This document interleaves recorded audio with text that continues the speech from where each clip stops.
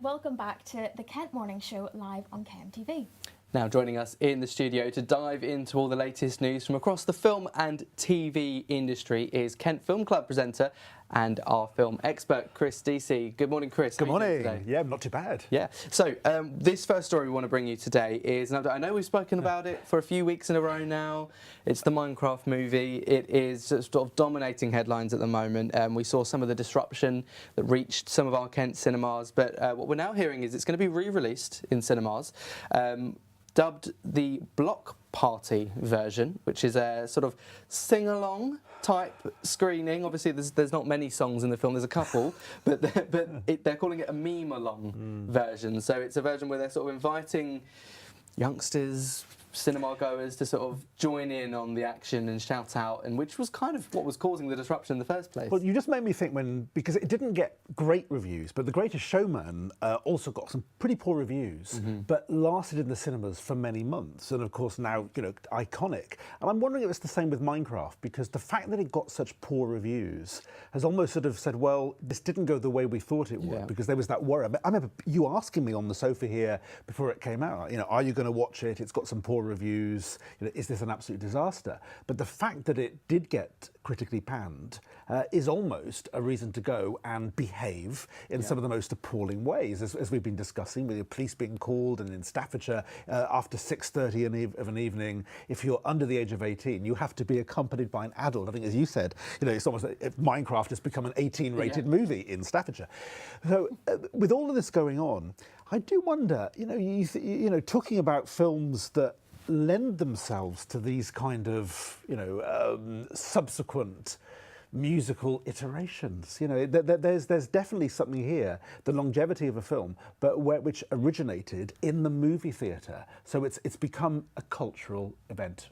I think so. I mean, we've seen a lot of films that will kind of be put back out, a second release. I know a lot of the Marvel films, because there was, I'm thinking around sort of 2018, 2019, when the sort of Endgame came out. There was a huge hype around a lot of the Marvel films, and they were just getting re-released with sort of slight changes, maybe a little message at the end, but it was because they thought, well, these are so popular, for whatever reason, cinema audiences are going to come back and they're going to spend their cash again. So they're gonna get that extra revenue. They are, and I've seen, and this was so surreal, even like Ghostbusters, because obviously we have the new iterations of the franchise. But I saw Ghostbusters 2 at the cinema before Ghostbusters 1 back in the 80s. I was a little too young for the first Ghostbusters, but I saw it again with my children, who were actually, if anything, slightly younger than I was when I saw it. I saw it in 1989, and I saw it again at a cinema in Kent, in Dover, just a few months ago. So I was watching it and reminding myself of what it was like to be 16 again, because that's when I saw it, and all the debates we had in the playground at school and so on. Then my children getting involved in that and saying, "Daddy, which version do you prefer?" In other words, it can work. I've been to the cinema again with my children to see some of the Star Wars movies on a Sunday evening, packed out. Oh wow! Yeah, the Batman films, some of those have been very popular. Those midnight screenings as well. You still get the Rocky Horror films, showing, and people. I've never done it, but you do have those, like the Prince Charles in London, or even at the IMAX. The all-night screenings, or the Lord of the Rings, the triple bill, start at midnight, and at 9 in the morning, you're still watching them.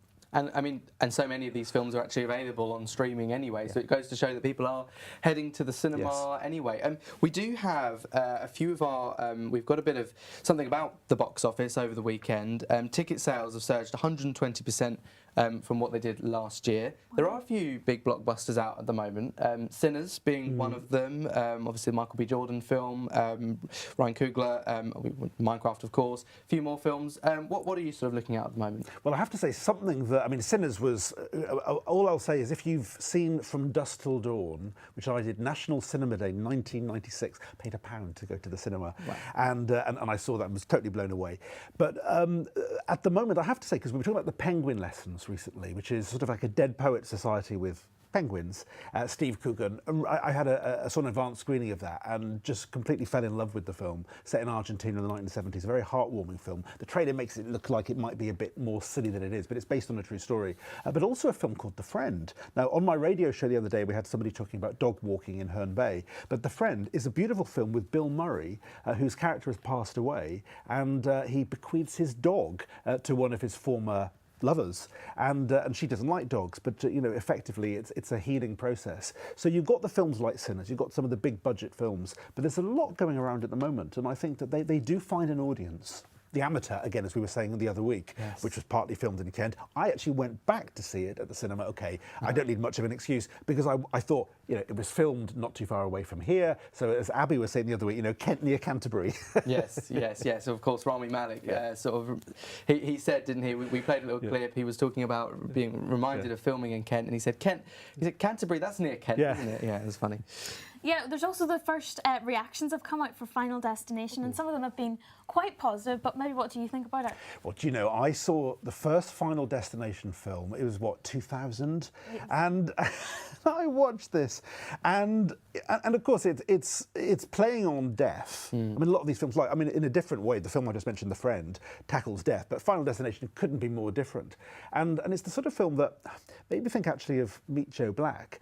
But there was a scene in that film where Brad Pitt's character gets, it's not really a plot spoiler, it was it's early on in the film, and it was in the Atlantic, but all those years ago. But the Final Destination films are doing the same kind of thing, that they're playing with that sense of, we don't know what's around the corner, we don't know what's going to happen to us, but it does it in a kind of a jokey way. But they found an audience, and that's what I find really interesting. And is this the fifth one or the sixth one? Even I've lost count, and I've seen them all. Yeah, I think Final Destination, it's obviously one that we can't show clips for because it does push the boundaries on what is sort of acceptable to show, but maybe that's why people like to go. It's that sort of seeing what you... It's just so surreal that you can't take your eyes away. I mean, I've watched lots of them, and it's just something that's always surprised me. You're just thinking, oh my God, and then you're like driving around and you just think, what if this happens to me or so and so. And also, and of course, the use of the Leaving on a Jet Plane song, and the way in which art met life in the form of the singer there. You know, so there's all of those sort of moments where you kind of watch the film and you think, but actually life sometimes does go that way. And it was playing on that fear, but also in a very jokey way, and actually having people in the audience like laughing out loud at moments that actually could be considered quite distasteful. So there is an audience, and I never quite know what to make of those, because I feel that they're very brave on the one hand, but also they're kind of, well, maybe they're making issues around the subject matter, mortality, you know, accessible. So, but they've lasted the course 25 years on, and we're talking about the new one. I've seen the trailer for it. Yeah. I will undoubtedly go and watch it in the coming weeks. I think I will as well, probably with my hands behind, eyes behind my hands maybe. Right, this another one which is maybe a bit more family friendly is Now You See Me. It's the third in the installation. This is one that's been going on for a while as well. I don't know if you've seen Now You See Me. It's got Woody Harrelson in it.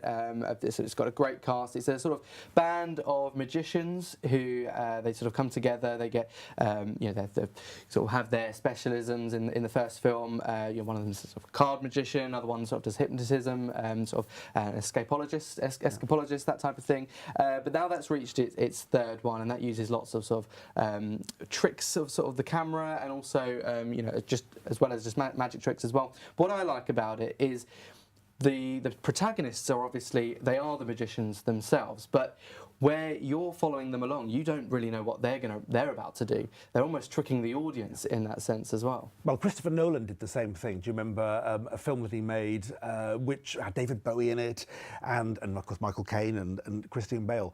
But you've got the way that cinema can work its magic, literally, when we in the audience are complicit. It's almost as though there's a sleight of hand. That's what going all the way back to the 1890s, that's what cinema going has always done.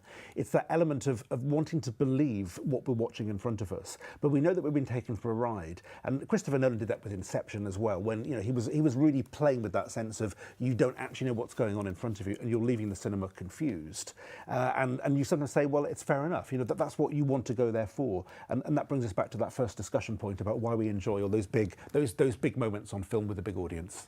Well, Chris, thank you very much for joining us today. A lovely film chat there. Obviously, the Kent Film Club can be all watched back on our website, and new episodes every other Thursday as well. Before we go to a break, let's remind you of a report from our website.